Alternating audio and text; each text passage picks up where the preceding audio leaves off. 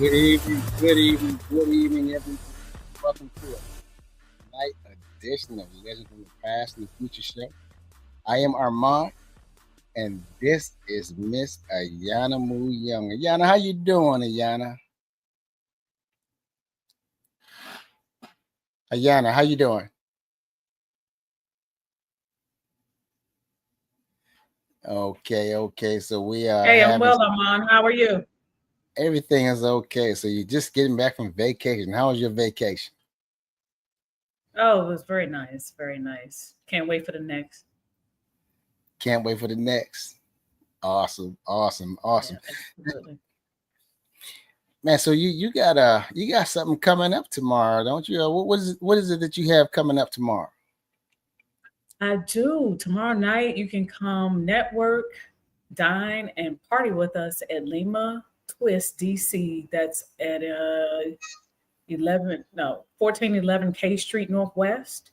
There is a parking garage nearby and valet. I know a lot of people, they get a little bit anxious when it comes to DC and parking, but there may be valet available. There's street parking, and there's a garage nearby. So come on down, Uber down if you need to, but it is a great time. The food is great. The connections are great, and the party's great. So we start at 7 p.m. all the way up until 1 a.m. Networking and dining is from 7 p.m. to 10 p.m. And then the party's from 10 to 1. So I hope to see you guys there. I did drop the information in our group, Legends from the Past, on Facebook. And if you don't see it there, just reach out to me and I'll make sure you get the information. It's free admission. And all I ask that you do is RSVP. Awesome. And we got some things going on for Juneteenth tomorrow, also in Annapolis. Tomorrow in Annapolis, we're going to have the Cars Beach celebration now. Nice. It's going to be held. It's been moved to Pip Moyer, to the Pip Moyer location off of Hilltop Lane. Live entertainment will be with Mousy Thompson, James Brown Experience, Stony and Phase Band, Voices of Motown Philly, and what is an event if you don't have clones be in the house? Also, on Friday, there was a gala, a Juneteenth gala, but it's sold out. It's sold out, y'all. The official Juneteenth, the 5th annual Juneteenth gala celebration. Gala is sold out, but guess what? You can show up Saturday and Sunday for the official celebration. That will be up at Crownsville Road on Saturday and Sunday. So this year it's going to be 2 days, both Saturday and Sunday. Come on out. Annapolis does it right. Come out, enjoy yourself. There's no party like a Naptown party. But guess what, Ayana? We got a guest, a powerhouse guest that's in the house tonight. You ready for it? I'm ready for it. Bring her on up. And coming to the stage is Toni Pratt. Toni Pratt. Good evening, Miss Pratt. How you doing? Well, good evening. I'm good. How's everybody? Everybody's good, and welcome to the show. Thank you for having me. All right, worth it and well deserved. I've been hearing so much about you. All this good stuff, but me, I'm like, it can't be all good. What about the bad stuff? There's got to be some bad stuff somewheres, But not everyone's like you, Emma.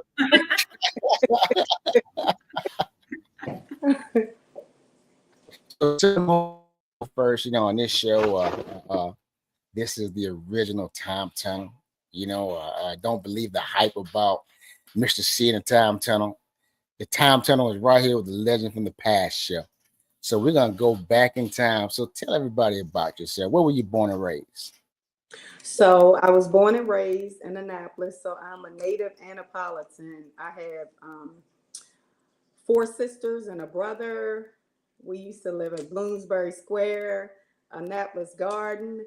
I used to go to West Annapolis Elementary, Tyler Heights Elementary.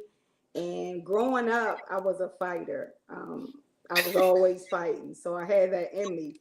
But back then, I used to, fight with my fists. Right now, I fight with my intellect. But back then, my childhood, it was pretty good. I stayed with my grandparents most of the time. Um, was kind of a loner, had a couple of friends, but never hung out with a lot of people. And at 15, I met my sweetheart that I've been married to for 28 years. At 15, huh? At Oh, 15. We've been okay. together for 40 years. Yeah. So yeah. Wow.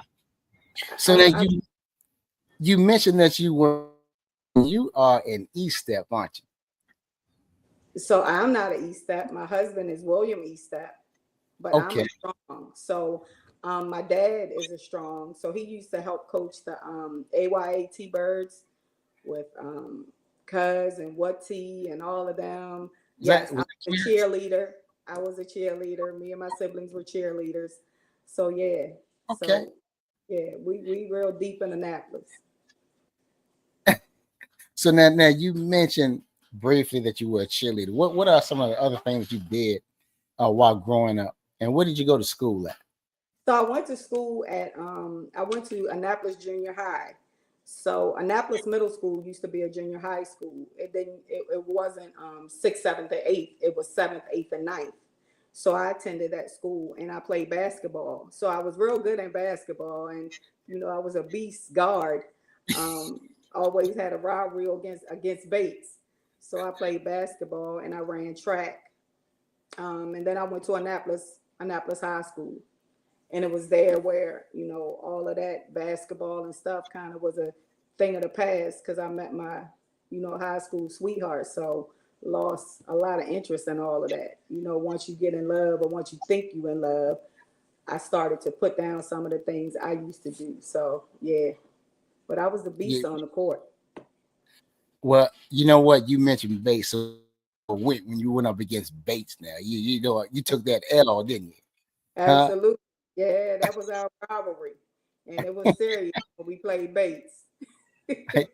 Yes. Now, did you go to college or anything? No, I didn't go to college. I did some after education with early childhood, but I didn't go to college. That wasn't my plight. I did early childhood education, but I didn't attend college. I had my first child at 17. So, I had to put a lot of that on the back burner because I had to grow up pretty fast. So, yes, I didn't do the college thing. At the end, we're going to get you with the newlywed questions, right? we're gonna have some fun with you tonight. Is that okay? That's fine. Absolutely.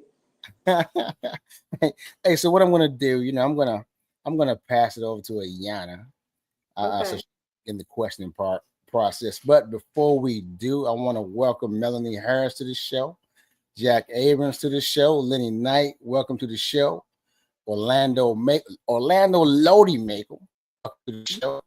I'll mess his name up, but I'm gonna say it anyway. Choice Simmons, welcome to the show. And Silk Sims, Simplify, my brother, always faithful. Welcome to the show. On you, Ayana. All right, so I'm going to go back. I don't miss anything. I like to hear what people are saying and then what they're not saying. So you mentioned a couple things here. One of the things was that you got into a lot of fights in school, and that you spent a lot of time with your grandparents. So I know what my line of questioning is, but I want to ask you that first. Just what impacted you to fight? Like, what happened? What made you a fighter? And where were your parents and all of that? I mean, so my parents were always around. I can remember not getting into a physical altercation, but actually I got kicked out of kindergarten because early on, I found out that I didn't like to be disrespected.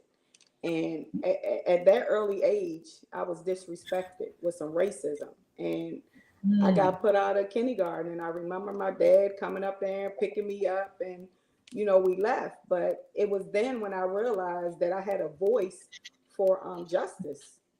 So, and then the other fighting that I did was basically, as we grow up, as we become teenagers, and you get these crushes on different guys, and different guys get crushes on you, and the women don't, the girls didn't necessarily like it. So I became a target of always having to defend myself because your boyfriend liked me. So that's how I end up fighting all the time, you know. And I realized that that built a lot of anger up in me, because it was nothing that I did.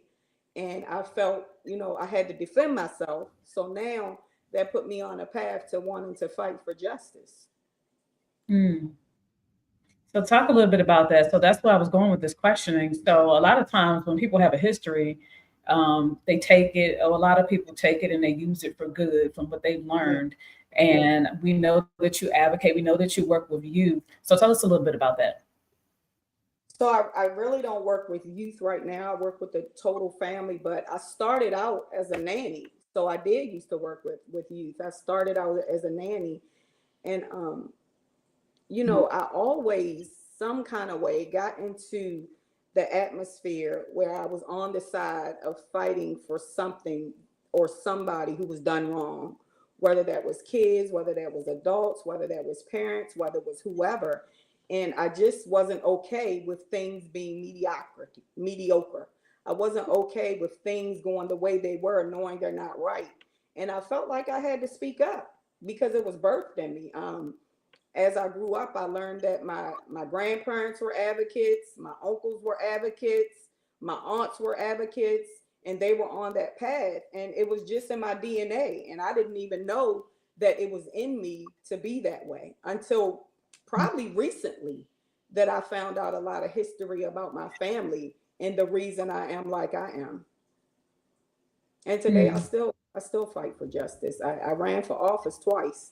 I ran for city council twice. I ran for city council of Annapolis in 2017, and then I ran again a few years later. I wasn't successful. Again, I was successful because I found out from my spirit that my job wasn't to win. My job was to just show other people that you could do it, that somebody who came from undeserved communities could actually have a voice and people listen. And that's what I did. I brought a lot of people along who started to believe in themselves again, started to believe that they could make a difference. That's why I went there. But I was never to be in that arena because my voice is needed outside of the arena. And I understand my place now. Wow. And what is your place? So, you know, we know you're working with families and advocating. What do you advocate for? How do you work with families? So I work with families on different levels. I have a program called, I have an organization actually called People Builders Consulting, where we actually build human infrastructure. I started out with People Builders Consulting, working with elected officials. I was the liaison for DEI, if you will. Elected officials wanted to understand, how do we make sure that we're putting forth legislation that actually includes the at-risk marginalized people. So they wanted to build a relationship to get to understand what they needed to put forth that would be inclusive, make them inclusive. So I was the liaison, if you will, between people and the legislators. And I was the one who was tasked to bring everybody together. So that's what I did on that behalf. Some of the legislation that was put forth benefits us, but it not only benefits us, it includes us. Because sometimes legislation that's put forth doesn't really include us. It doesn't really have us in the mind when they're creating that, but they got intentional with inviting me in. So that's how I dealt with families on a political level, but more so with the MSK and MBK program, we deal with healing the families from the unresolved trauma that keeps them bound. Because one thing I've learned from doing work in all the marginalized and at-risk communities is that a lot of people's problem stems from their childhood and adverse childhood experiences. So when God allowed me to tap into that, I wanted to give people something that I didn't have. I didn't know why I was angry all the time. I didn't know why I cussed people out all the time. But when I had the opportunity to go back spiritually and find that I wanted to give back to people what I didn't have. And these programs were birthed in me through a dream. So when I woke up, I had the whole layout, just like Noah. I had everything. I had the number of people that would be there. I had the number of guiders that would be there. I had everything when I woke up. And God said, write the vision. And that's what I did. I love that. Absolutely. And the people who work with us ran with it.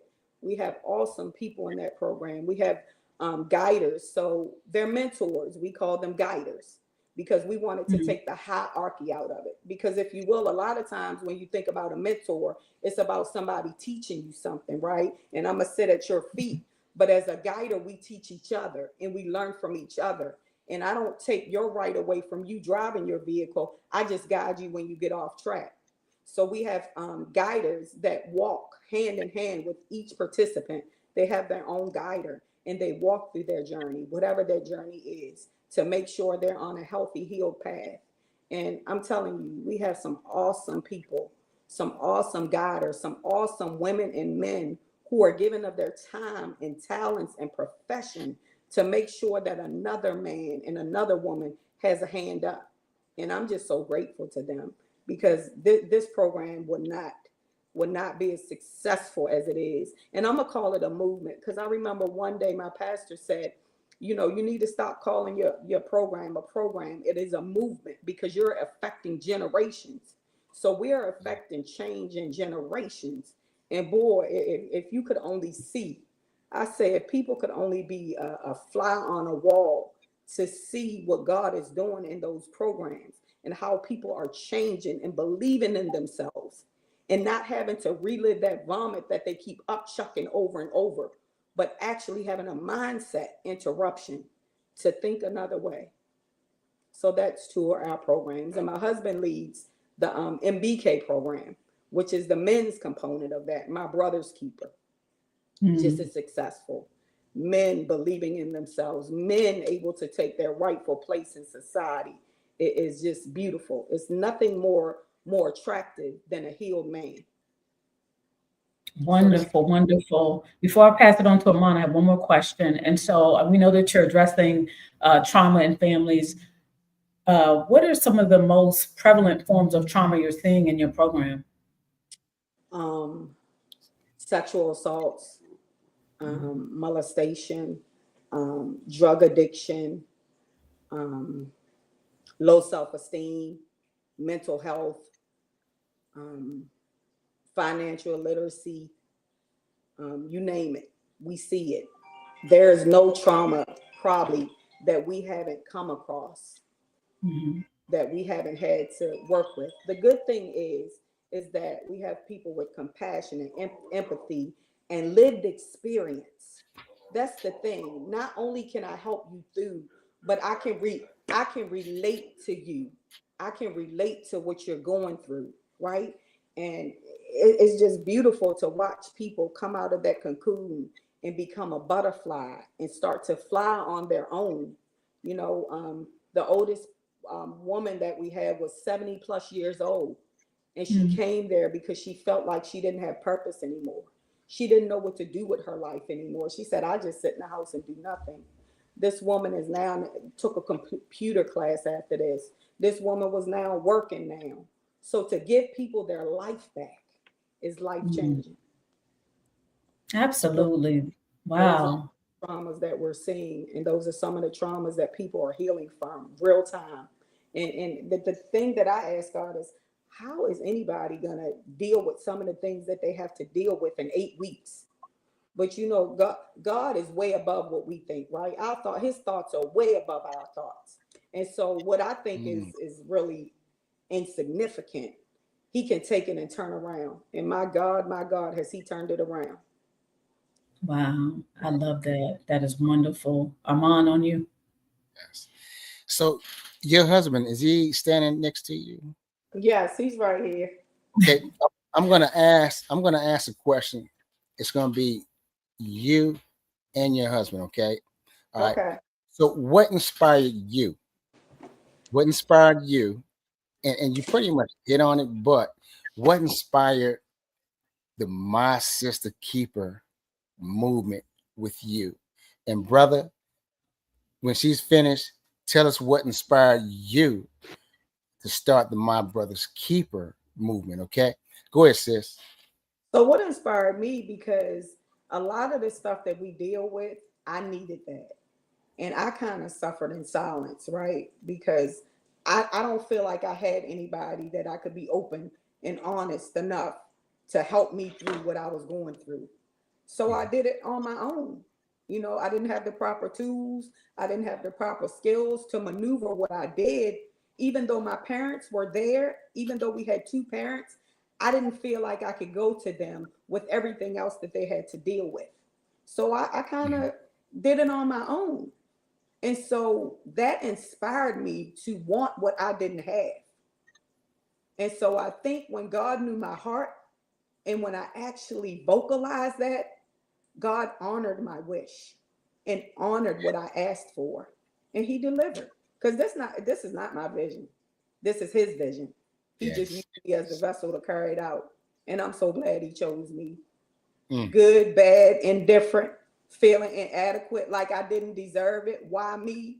But God always said, why not you? Why not? That's I right. took you through what I took you through because Mm. I saw the future. You didn't. And so I had to be equipped for what he was going to give me to be able to handle the cost of what it was going to be to produce this thing for him. And I would do it over again. Wow. Wow. What about you, brother? What inspired you to begin the movement? So really, my wife is the visionary. That's what God gave her. But I actually tried to avoid it. I run a landscaping business. I work a full-time job in a surgery center, and I was like, babe, I don't have no room on my plate, because when I commit to something, I want to commit and be all in and be successful. I wasn't looking for that word, but I just want to be all in if I say yes to it. So I kept trying to avoid it. But all of the time, when I look back over my life, I suffered through active drug addiction, went through rehab, was in AA and NA, and I was like, God, there's got to be more to it. You know, I was always going to church with my parents, but then I started going for myself, and I found the real Christ. And I always tell people, I found the first Christ that I found was my wife, because she exemplified unconditional love to the utmost. And she really paved the way for me to understand what this Jesus was all about for me. So as I was going to church and growing, before I became a minister, I went to my pastor and I said, you know, I want to start a 12-step group at our church, but I don't want it to be like AA and NA. I had looked at some statistics, and it's a very small percentage. Even in the rooms, they would tell you, look to the person to the right. One of y'all not gonna make it, and all of that. So it was like a very small percentage of people who stayed actively recovered. And when I say recovered, it's recovered from a hopeless and helpless state of mind. So the drugs was only a symptom.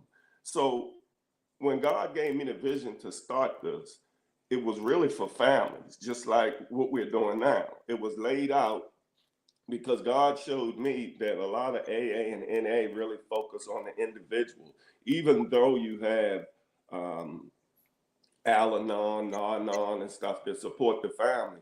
But God was showing me to bring addicts together with codependents in the families to show each other in the same setting how we really affect each other for the good and for the bad, with the enabling piece and everything.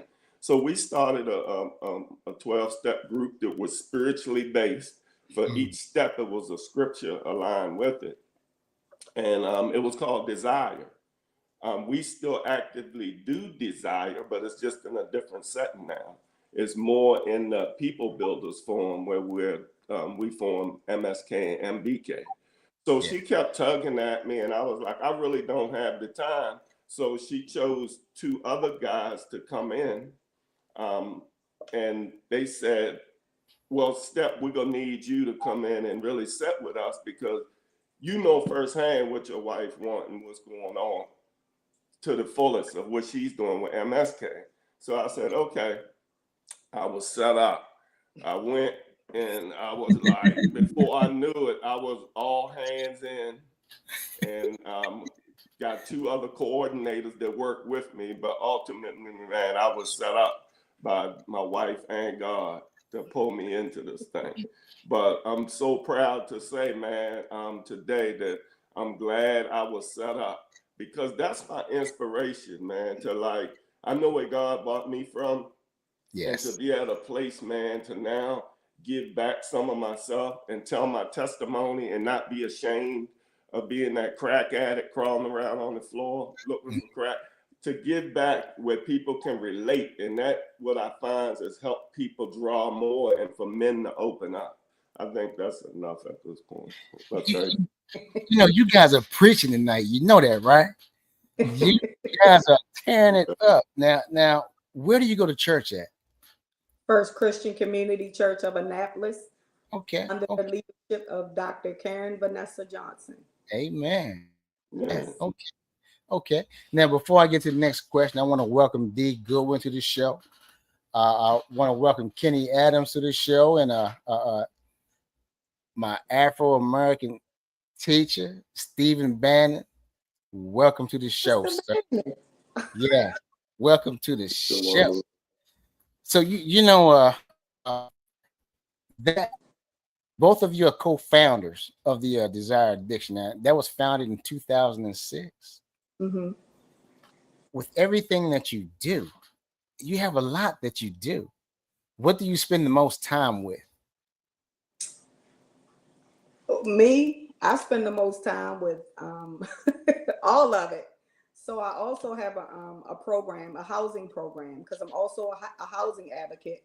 So right now on my off time, when I'm not doing MSK, MBK, and planning for that, I'm now doing a housing program in partnership with the Housing Authority for the City of Annapolis. It's a behavior modification diversion program, which helps with people who are at risk for eviction. Okay. So that's going down. We all know that in this time and day, people are struggling to pay their rent. It started in COVID, and people are still having a hard time. So I call it a mindset interruption, right? Because until our mind is interrupted from a thing that we're focused on, we can't see forward. We can't see in a different direction. So in order to get people on the right path, we have to interrupt their thinking. So that's what this is all about, is to interrupt their thinking, to get them on a healthy path so they can get the information, the knowledge, the resources, and the tools to not have to find themselves in the same predicament that they are in now. So that's what this program is all about. It's a 6-week program. We just started it 3 weeks ago, and it's paying dividends. Amen. Now, you guys, before I give it to Ayana, you guys have brought an anointed woman of God on this show. You know, I'm not going to tell you what her spiritual gift is. She can put that in the chat if she wants to, but she is powerful. Sandra Snowden, welcome to the show. And I think this person I'm getting ready to announce is she follows us every week, it seems like. Ren D. Leah. I hope I'm saying it right. On you, Ayana. All right. So if you will, I want you to be a little bit vulnerable here, because everybody has a story. Yeah. And I heard you say earlier that you didn't have what you needed. So what is it that you needed? Like, what's your story? So I got pregnant at 15. And at 15, when I shared with my family, I felt like they didn't really hear me. I felt like they didn't hear me because they were doing other things, and other things were taking their, attention. And I just felt like I wasn't heard. and I needed to be heard. And so when I got pregnant at 16, I never told anybody until I was so far along that there was nothing that could be done. And I felt closed off. I felt isolated. I felt by myself. And I needed that. And I didn't have it. So I felt as I was growing and as I was going through with the, addiction stuff from my husband and him being active in addiction and dealing with different women, and all that time I lost who I was. And then losing who I was, I didn't think I would find her again. Yeah. But when I found her, I was determined that I wouldn't lose her again. And I would make sure I got the help that I needed to ensure that I didn't lose her again. But I also vowed that if I got to the place where I believed in me again and I loved me enough again, I would spend the rest of my life helping other women find who they were, so that when they came to traumatic triggers in their life, they would have the tools and the skills and the resources and the wraparound services and the support that they needed, not to stay there. Yeah. Wow. So you went through your husband's addiction with him. How? God. Like what? I mean, that's what did you do? How did you cope? What, how did you get to a place where you decided you weren't going to leave? Like, how did you do it? Well, first of all, when I met Step when I was 15. Mm-hmm. And even though I might not have had the relationship that I wanted with God, that foundation was already laid. So it was already in me. When I met Step, you know how people say, when you meet somebody, that's your husband. I heard God say to me, that's your husband. And I held on to that. That is what kept me through the addiction. Even when I should have left, even when my family was telling me, you need to leave him, even when his family and his parents was telling me, you need to leave him. It was something in me, the potential that I saw past all of that drew me in. But even the potential that I saw in him, I didn't have in myself and didn't see in myself, because I was so drawn in. I had become sicker than he was, because I was an enabler and wouldn't find out what that was till later on. But I knew that, first of all, I didn't want to have a whole lot of men. I didn't want to have a whole lot of baby daddies. And I knew that in order to do this, I had to be strong. But everybody has a breaking point. And God finally told me, you know what? Enough is enough. I've put you through enough. I've allowed you to go through what I need you to go through to be sustaining and what I need you to do. And it's time to say no. So I was living with him and his parents, and I was able to, get my first apartment. And God said, tell him if he can't get it together, he can't come. And I spoke those words with authority. I wasn't broke anymore. And I had the confidence to say, look, if you can't get yourself together, it's me and my kids from this point on out. And all of those times he tried to get clean and didn't. And it was like, when I said that, it was like a whole 360-degree change. And I was like, wow, God, that's all it took. But because God, like I said that years ago, right? Yeah, I should have been, but the process that God needed me to go through wasn't completed. Yeah. And that's what I believe. So wow. That's what I believe. So take us to that moment where you found yourself. So you said, I heard you say you found yourself. I had done. You let her go after that. So how did you find yourself? What happened? I got help.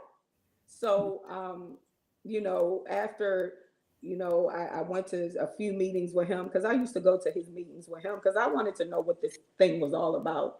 And I wanted to understand. And in those rooms, it was then that I found Nar-Anon, which is for families of addicts, substance abuse people. And I decided to go into those rooms. And the first day I went into those rooms, they was telling me, you got the problem, you sicker than him. And I'm like, y'all crazy. Ain't nothing wrong with me. I ain't never take a drug in my life. What you talking about? I'm sicker than him. So I really left that day. And had I not gone back, I believe I would have died in that thing. But I kept going back and I kept going back. So I found me in those rooms and I started to do the work that I needed to do for me, because it wasn't about him no more. I needed to get healthy for me. And once I got healthy and once I got the groove back, because I always thought I was pretty cool anyway, but I had just lost that. But once I found it again, and felt like I could stand on my own, and I knew God was going to be with me every step of the way. Because if he stayed with me through that mess, it wasn't no way he didn't have me. So at that point with God, I was strong enough to say, you know what? I'm good. Whether you come or whether you don't, I have found me again. And I ain't going back. Yes. Wow. Yes. This is a powerful interview. I keep looking at the time, making sure we're not close. I'm like, no, we need some more. We need some more. It's on you, Armand. Well, Stella, I'm glad you got your groove back. Yeah, Hey, so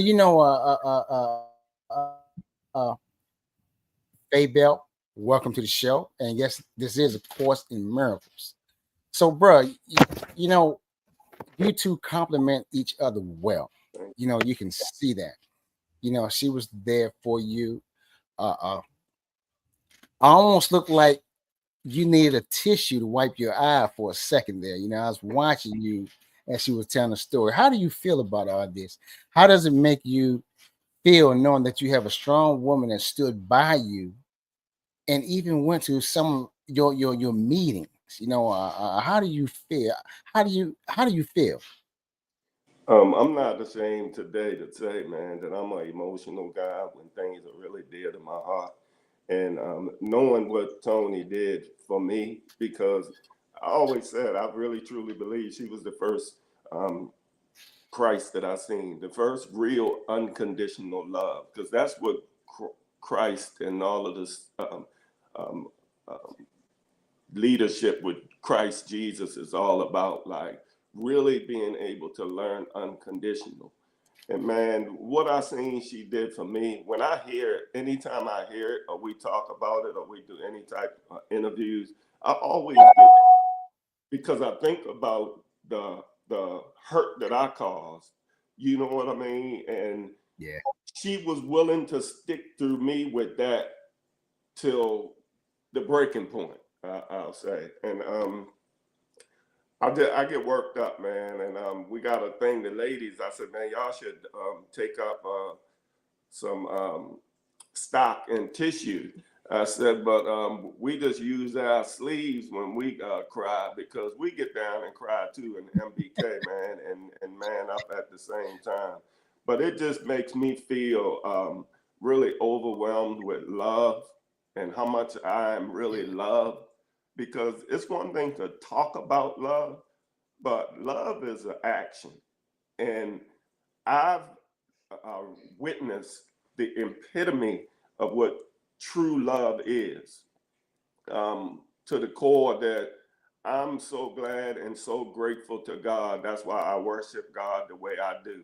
I'm a true worshiper. I worship him in spirit and in truth, because I realize if it had not been for him on my side and keeping Toni with me, I more than sure would be in jail or dead at this time. So when I hear her talk about her trauma that I caused, it really makes me emotional, because with any trauma you can heal from it, but it's still some scars sometimes. Mm-hmm. You guys almost got me there. Something started coming down a little bit, but I had to catch it. Because, hey, men don't cry; we get misty-eyed. You see, right. Men don't get misty-eyed. Yeah. So, Toni, don't do that again, okay? All right. All right. Yeah. So let's talk a little bit about some of the awards that you achieved over the years. What are some of the awards that you achieved, Toni? So look, I probably won't even do myself justice. I have received a lot of awards. Probably the Fannie Lou Hamer Award, the Business of the Year Award, the Michelle Obama Award, I can't even remember all the awards, right? And I don't focus on those rewards. That's why I can't remember all of them. But what I know is that I got 150 plus awards that graduated from that program that God has allowed us to have. So when you ask me what my awards are, those are my awards. Every time I see a woman or a man get over, that's an award. That's an award for me. So when you ask me the tangible awards, the ones that I have on my basement downstairs, I can't remember all of them, but it's a lot of them. But that's not why I do what I do for accolades. I do what I do because had it not been for the goodness of the Lord, I would be those women or those men who are trying to get over a hump that society has really thrown away. That society's really said, you know what, ain't no place for you. You know, but we focus on human infrastructure, because just like we build bridges, just like we build roadways, just like they need maintenance, people need maintenance too. And I refuse to let them not get the maintenance they need on my watch. So that's why, and that's the award that I get. You're known by your fruit, and your works do follow you. So I've been in a permissive will for way too long. And I just want what he wants for me. Even the cost that it's going to cost, because it can cost some things. That's right. Because I'm a stern woman and I'm an in-your-face woman, but it's only because I love the people and the things that I do. I don't mean no harm, but some people can't handle it, and I get it. But guess what? God gave it to me. I've accepted it now. I used to be down on myself because I'm like, Lord, why you make me be hard? Or why do you have to have me tell people the hard things? And I used to be bothered by that, because that comes with a form of isolation, in a form of being by yourself, in a form of people misjudging and misunderstanding and misrepresenting you. And that's a hard cost to pay when you only trying to do the right thing. Wow. Wow.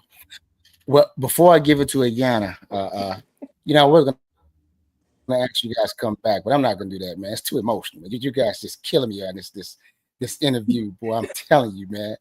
Look, brother, Toni was a fighter back in the day. All right. Now, bruh.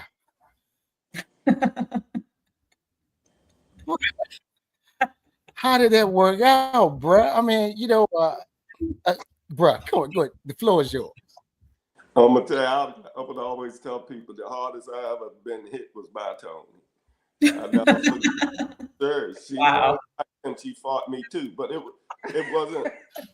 I was always taught not to, because I grew up with 8 sisters, and I'm the youngest of 9, and the only boy, and I was always taught like real manners. When I met Toni, I would make sure Toni got in the house. I ain't just drop her off at the driveway and let her get out and pull off while she walked. Nope, I walk to the door, make sure she get in and safely and everything. But the hardest I ever been hit was driving down Forest Drive. I had got caught in one of my cheat modes, and I was taking Toni. We was going to her parents, and we was passing. We was just getting up close to John Wright Liquor Store, and she hit me in the side of my face so hard. I thought, really, seriously, I thought like stars and lights and stuff was only on cartoons, but I seen like circles and stars, like bright lights, while I was driving. I remember turning at that light, and I got her to her house, and she was like, "No, you're not leaving." And I was like, "Yeah, I'm leaving." So that fighting part, I got a piece of it too, and it got my attention. But I kept doing the things that I was doing. But like I said, man, I'm just so grateful, man, that God kept her to keep me.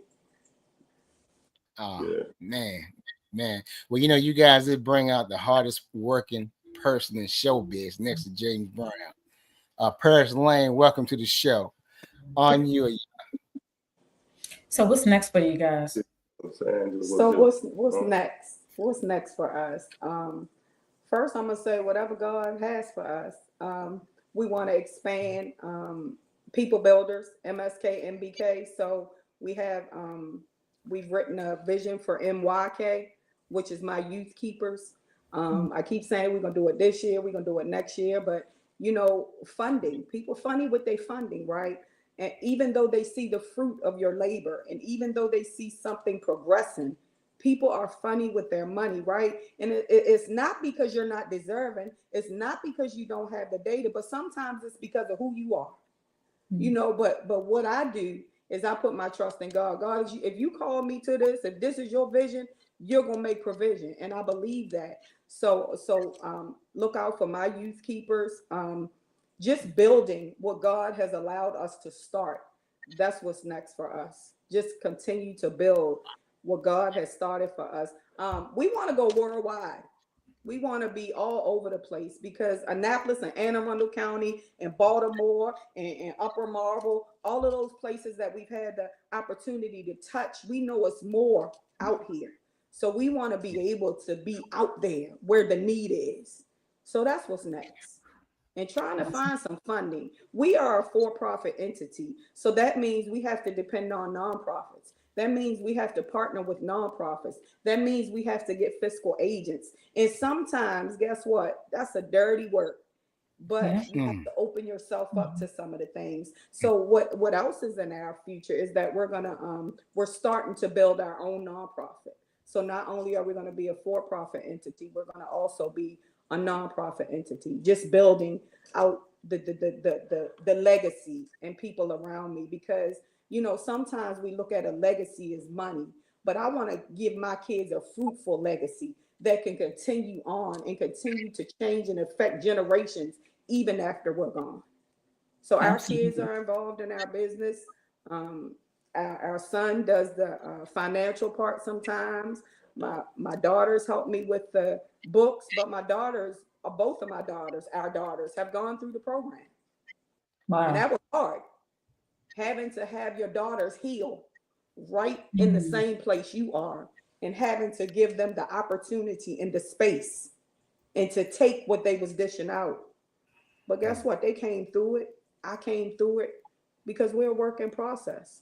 Yes. And God gives us grace to see another day. So that's what's next for us. Wow. We have a sneaker ball coming up in August 16th. That's my birthday. Come on out. Where your fans at? Yeah, so we're looking forward to that as well, just to bring in some revenue, because every graduate that graduates MBK gets a computer. When Toni was running for office, she found out that it was a disconnect with people. And, you know, we got our cell phones and stuff, but everybody gets a laptop to graduate with other gifts. So that's what most of the money goes to, is the things that we need to prepare for facilitators and stuff. Because every session is a facilitated course by somebody professional or life learned experience that come in and be vulnerable and lay their information before our partners. Wow. Okay. Awesome. So I'm going to ask you a question, but before I do, I want to know how can people get in touch with you to get tickets for the ball, or if they want to donate to your organization. I'm going to put it in the chat. Okay. And while I'm doing that, after you tell me, I want you to answer one of the viewers' questions. Would you run for alderwoman again? Okay. So my email is strong, STRONG, Pratt, PRATTWARD, the number 4 @gmail.com. And my website, tell me when you're ready. All right, so I have Strong Pratt Ward, number 4 @gmail. Yes, and my website is People Builders. Did you get Strong Pratt Ward 4 @gmail.com? Because you cut out. Yes. Okay. And my website is People Builders, BUILDERS.com. And my business number, I can give you my business number as well. It's 410-271-9459.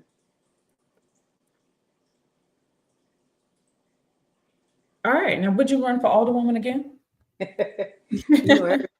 Everybody's asking me that, but unless God tells me to, and I tell everybody this, unless he transfigures in my living room, I will not be running for alderwoman. Oh, wow. He has me on a different path now, and I believe what he intended for me to do and doing that has been accomplished. So as of right now, I would not run for that office again. Oh, well, thank you for your honesty. Mom, back to you. See, Sandra Snowden, she said no. Yeah. So that's my mentor. That's not my aunt, but that's my mentor. And while I was running the first time, she was at forefront, giving me the wisdom and the guidance on how I needed to move, what I needed to do. And yeah, we did what we needed to do, I believe. We did what God asked us to do. Man, that's awesome. That's awesome. Well, this has been great. I'm glad that you guys came on and opened yourself up. But brother, sister, let's have a little bit of fun before we shut this down, okay? Right? Yes. Okay. Brother, would your spouse say you have a better sense of humor, sense of time, sense of adventure, or just common sense? What was that? Repeat that again, because you kind of chopped up, please. Okay. All right. Would your spouse say you have a better sense of humor, a sense of time, a sense of adventure, or just common sense? Sense of humor. A sense of humor? Yeah, I get it from my dad. I tell him about it. What about you, sis? What are the choices?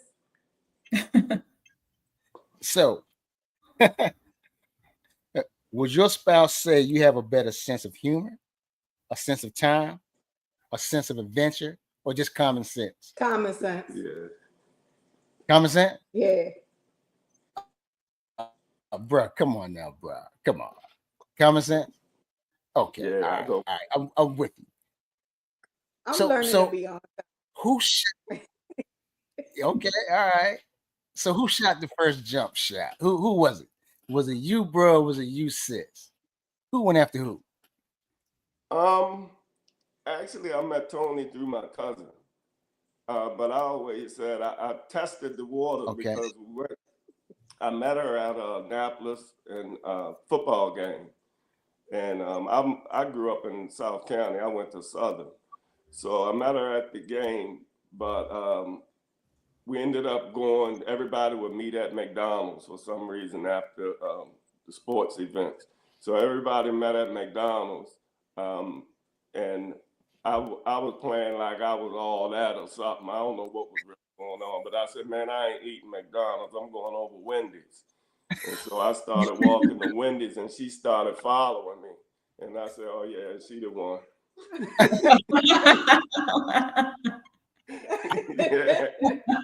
Yeah. Oh, man. I was a little twisted in the games I played. We're getting to this point we're at now. But I knew she was the one. You knew that? What did you guys say to that, sis? What did you say to that? I think that's right. One thing about me, when I know what I want, I go for it. And I knew what I wanted, and I knew I didn't want him to get away. So I don't mind shooting my first shot. That's what I'm talking about. He took the bait, so. Hey, that's a true Annapolitan right there. You know that, right? That's a true Annapolitan. Hey, well, if there was anything, and this is for both of you, if there's anything encouraging that you want to leave for the guests. But before you do so, Ayana, is there anything that you would like to say? I just want to thank you for being on the show. This is a very powerful interview. I appreciate your vulnerability, and I just really appreciate everything that you're doing in the community.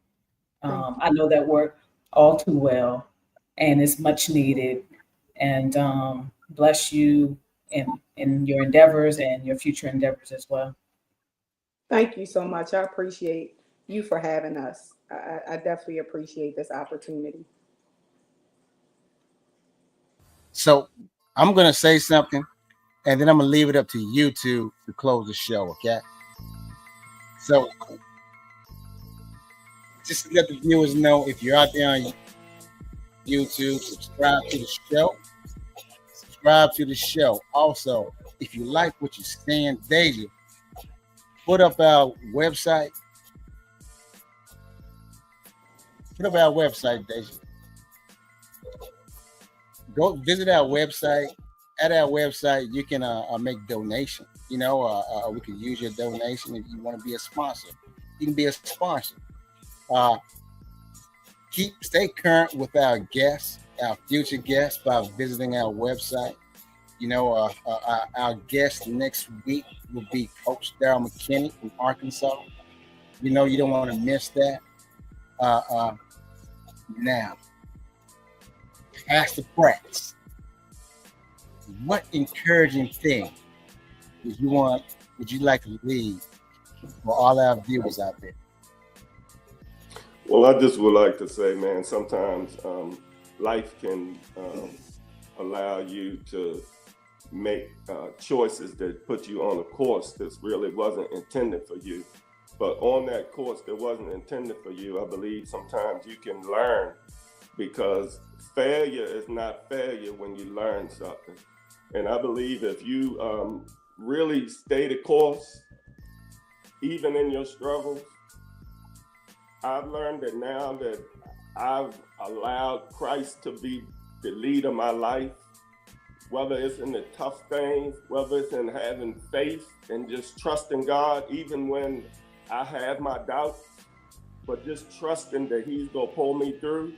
My life has been a living witness that you can overcome, and you can overcome anything if you really want it.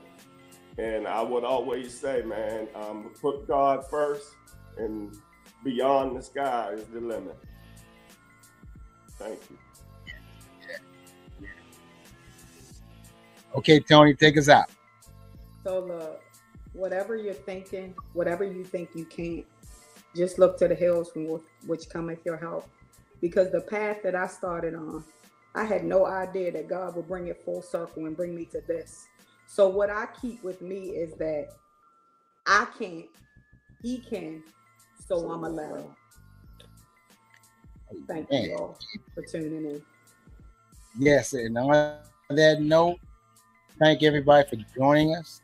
Come back next week. We're going to have another exciting show. And your mentor, I spoke to her earlier today, and she just beat me down. I don't want to go through that again.